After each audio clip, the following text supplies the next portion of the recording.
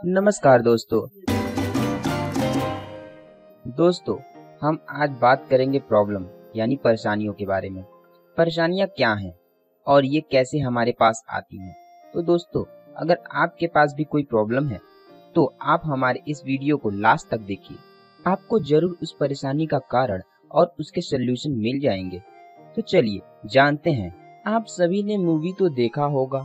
हर movie में एक hero होता है, तो हीरो को हीरो बनाने में सबसे बड़ा योगदान किसका होता है? आप उस पर कभी ध्यान दिए हैं? जरा सोच के देखिए तो आपको पता चलेगा कि हीरो को हीरो बनाने के पीछे विलेन का सबसे ज्यादा महत्व है, और इसके बाद उसकी परिस्थितियां भी हीरो को हीरो बना देती हैं।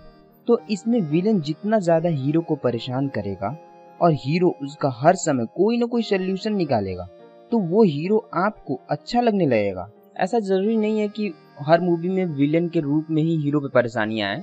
हीरो पर परिस्थितियों के कारण भी आए परेशानी से अगर हीरो निकलता है तो आपके लिए वो हीरो एक प्रेरणा का स्रोत बनता है।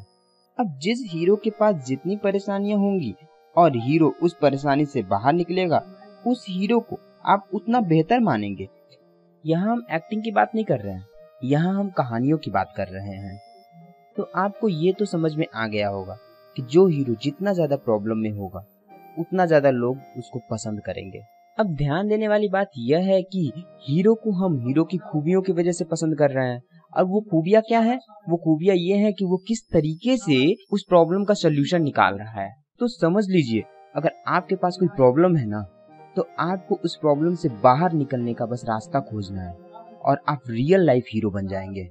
और अगर आपके पास बहुत ज्यादा प्रॉब्लम है ना, तो आपको बहुत अच्छा रियल लाइफ हीरो बनने से कोई नहीं रोक सकता। और दोस्तों, अगर प्रॉब्लम की बात करते हैं तो प्रॉब्लम हमारे लिए बहुत ज्यादा इम्पोर्टेंट है।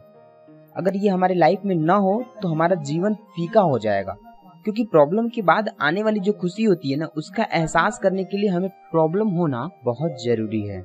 तो दोस्तों, इसको समझने के लिए एक कहानी को समझते हैं। शायद इसके बाद प्रॉब्लम को आप प्रॉब्लम की तरह ना ले। दो लड़के होते हैं, दोनों को मीठा बहुत पसंद होता है। दोनों एक मंदिर में जाते हैं। वहाँ जब जाते हैं तो वहाँ पे एक तपस्वी ध्यान कर रहा होता है। इन दोनों के जाते ही वह ध्यान की अवस्था से बाहर आ जाता है, और बाहर आने के बाद तपस्वी इन दोनों लड़कों से कुछ खाने को मांगता है। दोनों लड़कों ने उन्हें बगल की दुकान से कुछ फल लाके दे देते हैं, जिससे तपस्वी बहुत प्रसन्न होता है और बोलता है, तुम दोनों को अगले 10 दिन तक जो भी खाना है वो मुझे बताओ, मैं अपनी शक्ति से तुम्हें खिलाऊंगा। पर शर्त यह है कि जो भी इन 10 दिनों के बीच मेरी शक्ति से उत्पन्न होगा वही तुमको खाना होगा। उसके अलावा तुम और कुछ भी नहीं खा सकते हो, और वो खाना अनिवार्य होगा। तो क्या तुमको कोई ऐसा वरदान चाहिए?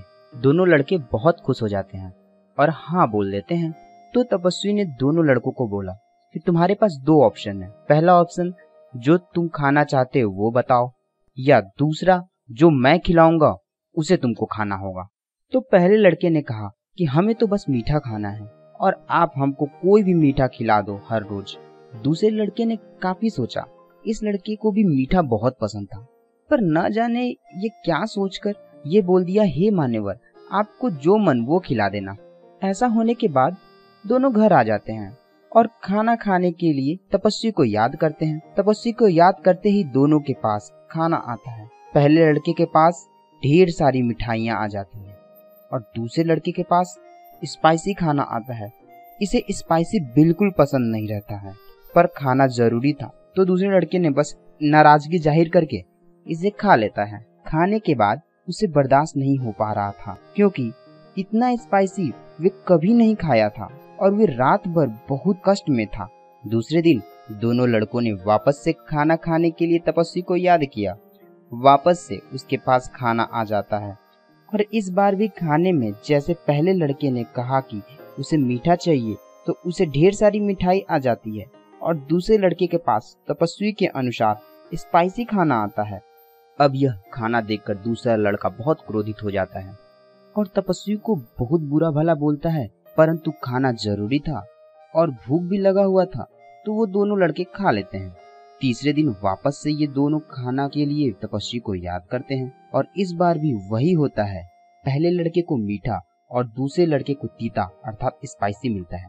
दूसरे लड़के का सब्र की बांध टूट जाता है और वह बहुत बुरा भला बोलता है तपस्वी को, और साथ में पहले वाले लड़के को भी बहुत बुरा भला बोलता है।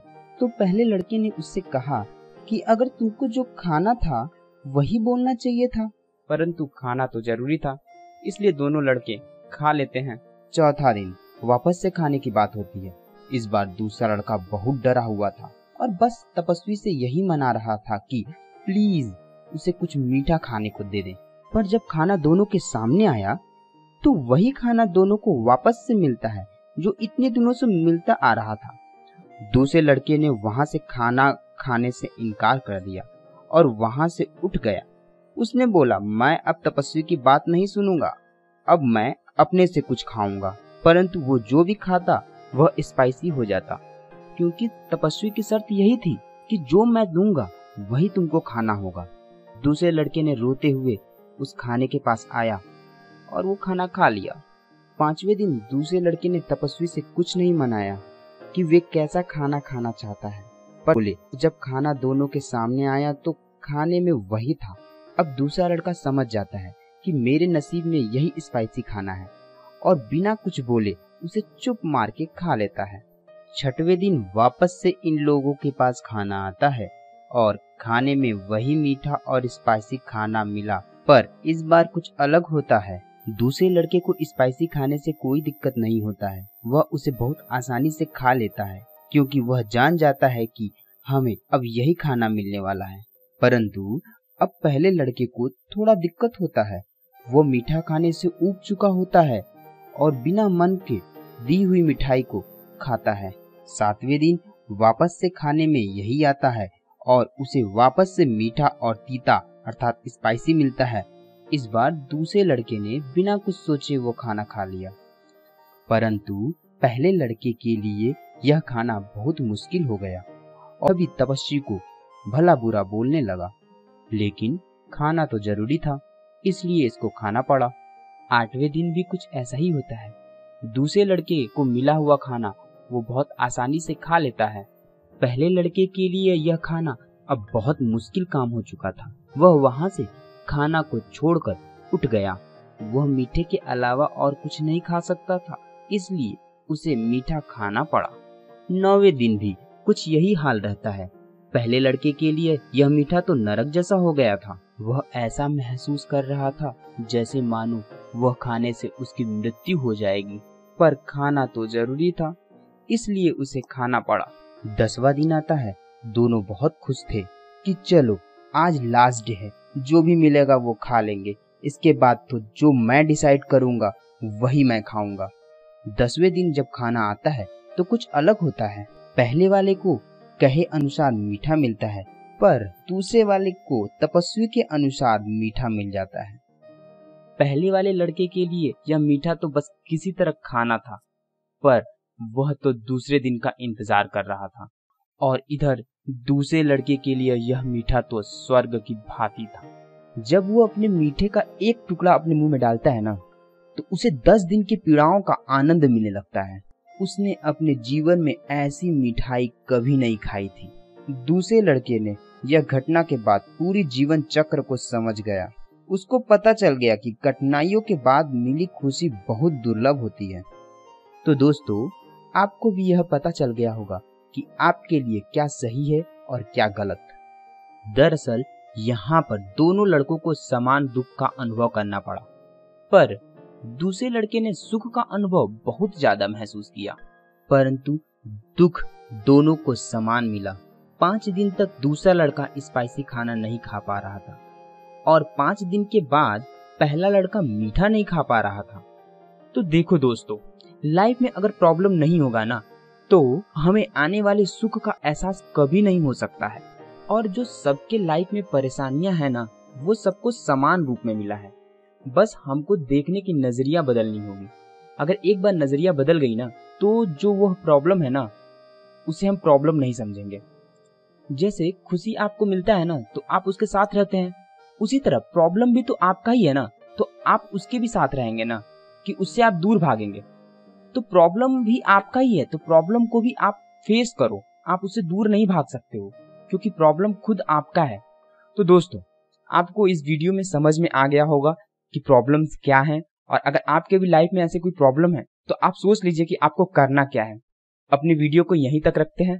आपको हमारा वीडियो कैसा लगा आप हमें जरूर बताएं। अगर आप हमारे चैनल को अभी तक सब्सक्राइब नहीं किए हैं तो सब्सक्राइब कर लें। हमारा वीडियो पसंद आया तो लाइक भी कर लें। देखो, अगर अभी तक आपने चैनल सब्सक्राइब नहीं किया है ना, तो सब्सक्राइब कर लो भाई।